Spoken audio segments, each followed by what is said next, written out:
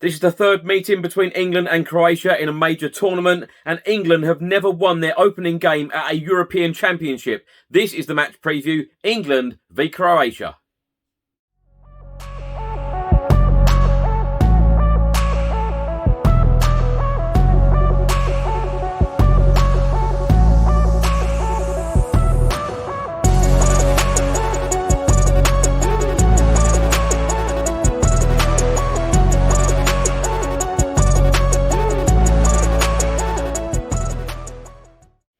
It's match day. Welcome to the channel. I'll be previewing today's game, England v Croatia in Euro 2020, to be played at Wembley Stadium later on this afternoon, 2 p.m. kickoff. Of course, in Group D, our other opponents will be Scotland this coming Friday the 18th of June, and then Tuesday week against Czech Republic, also at Wembley Stadium. Now, it is a must-win game. England must get off to a good start in this competition.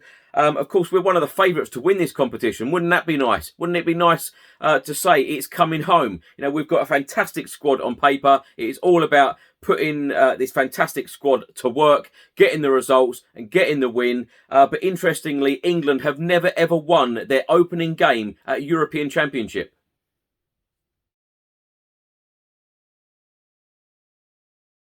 Now let's get into the match facts and stats. Now these countries, England and Croatia, they do have history. This is the third meeting between England and Croatia at a major tournament, World Cup and Euros. The Three Lions beat Croatia 4-2 in the group stages at Euro 2004, while Croatia won 2-1 after extra time in the semi-finals of the 2018 World Cup.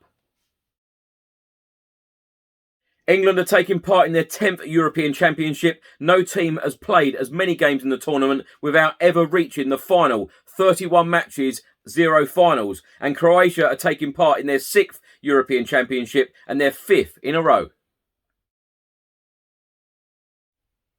England have never lost at Wembley in a major tournament, World Cup 1966 and Euro 1996, winning 7 and drawing 4 of our previous 11 games, penalty shootouts excluded. Now, talking about Croatia, penalty shootouts excluded here as well. Croatia have only lost 2 of their past 11 European Championship games, both 1-0 defeats against Spain in 2012 and Portugal in 2016.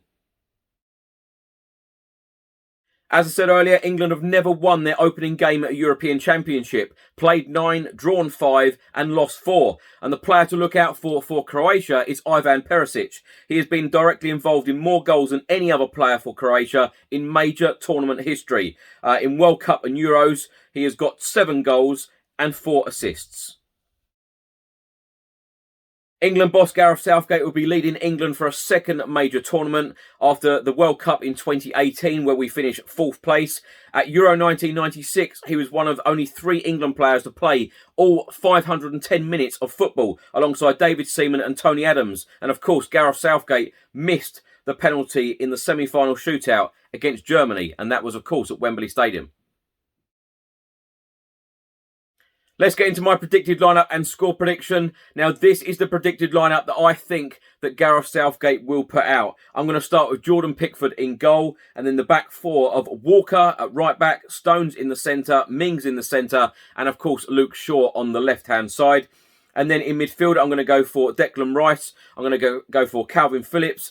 I'm then going to go for Sterling, Mount, Grealish, and of course Harry Kane, our leader, Tottenham superstar, striker and our captain. And I think Harry Kane has got to do the business. And my score prediction, I've been saying 1-1 all week because, of course, as I read out some stats earlier on in the video, England have never ever won their opening game at a European Championship. And I think we're going to put this record to bed. I've been saying 1-1 all week, but I'm now changing my mind. I'm going to go for a 2-1 England win, and I'm expecting and hoping that Harry Kane will do the business yet again. Next up in today's video, we have got a preview from Croatian Sports, so many thanks for their input. Hello again, Chris Cowlin, supporters of Tottenham Hotspur football and English supporters all across the globe. Ante Kvartić here for CroatianSports.com, giving you a quick preview from the Croatian side of things in front of the much anticipated rematch of England-Croatia for the Euro opener tomorrow at Wembley. Obviously an exciting game, a high-profile game, and just want to give you some thoughts from the Croatian perspective as we open up and meet again, just as we did 3 years ago at the World Cup semifinal.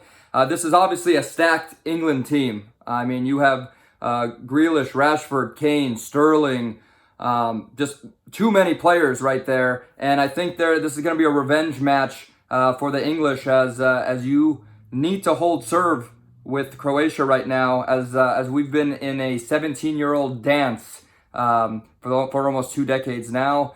We have a thick legacy between our two footballing nations, which started at Euro 2004, where England, behind Wayne Rooney, thumped Croatia in group stage. France and Switzerland were also in that group. England thumped us 4-2, starting this rivalry that went all the way to the Wally with the Brawley, denying you Euro 2008 qualification. England, of course, returned the favor in 2010, denying us the only World Cup we have not attended in South Africa. And then we, of course, returned the favor 3 years ago in Russia at the 2018 World Cup with the game behind me. I'm sure many of you have not forgotten that.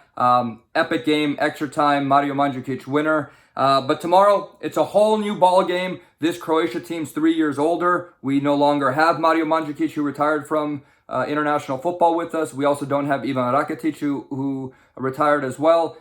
Luka Modric, who was Real Madrid's Player of the Year this year, is 3 years older. But he's still, as you all know, one of the best midfielders in the world. But this is my perspective for the game tomorrow. All the pressure is absolutely on England. It's a home match at Wembley. It's basically a home tournament for the English, as I believe you would only have to travel to Rome for the round of 16, if I'm not mistaken. And all the pressure is on you. You can't have 2 bad results to Croatia. We denied you World Cup final berth 3 years ago. You have an absolutely stacked team. Kane is on form. Sterling's on form. Had a great season at City. You know, who knows? Grealish might come off the bench. I'm a little worried about your defense there. If I'm hearing this right, Mings might start for you, which is a little worrisome if I'm an English supporter. But what you don't have to worry about on the Croatian side is we're not really playing with the true striker. We don't have that point man. We're definitely going to miss Mario Mandzukic this year. And it's expected that we play AC Milan's Ante Rebic up top, which really isn't his true position. We really like him on the right side. But it looks like we're going to play Modric in the middle alongside Chelsea's Mateo Kovacic. We're going to play 2 number 8s against the English. I think we're going to have a lot of possession. We're going to want to slow the game down against England. And as long as we don't let you go too crazy on the wings and use your speed against us, I think it's going to be a much tighter game than anticipated. In Las Vegas, English are heavy favorites to win this game. I would consider a 1-1 draw at Wembley on the Croatian side of things a huge success as it's a home game for you. But again, all the pressure is on England. I'm considering this a bonus game for Croatia, as we're really playing for second place in the group, which is absolutely bizarre to say that before group play even begins. But ensuring a second place spot in our group will ensure that we play a Sweden, a Spain, or a Poland in the round of 16, as opposed to winning our group, which England are the favorites to do, and then having to play Portugal or France,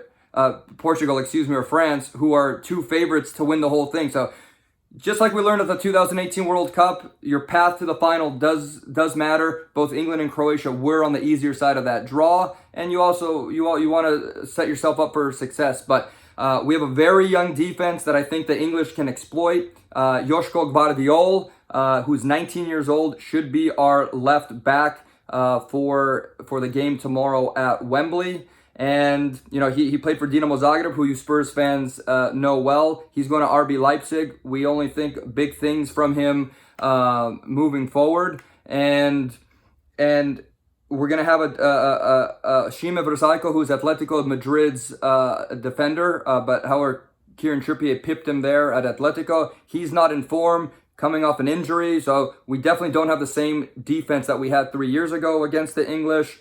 We have the world-class midfield, and I don't know who's going to score a goal for us at Wembley. So if we can get a first goal in the first half, score first. Either way, however we get it, I'll be happy. But like I said, all the pressure is on the English tomorrow. You guys cannot have a bad game against us, especially in front of your home crowd at Wembley. The first big international return since COVID hit. I think it's going to be electric for the English fans. A lot of Croatian fans are not able to travel to London because of quarantine and ticketing and all that good stuff. But look, this is a fantastic rivalry. We have played each other on many, many occasions, and England must hold serve tomorrow. I would consider a draw a huge success for Croatia. Anything but 3 points for the England, I would consider that a mistake by you guys, especially with your media and everything. But look, this could be Luka Modric's last international tournament.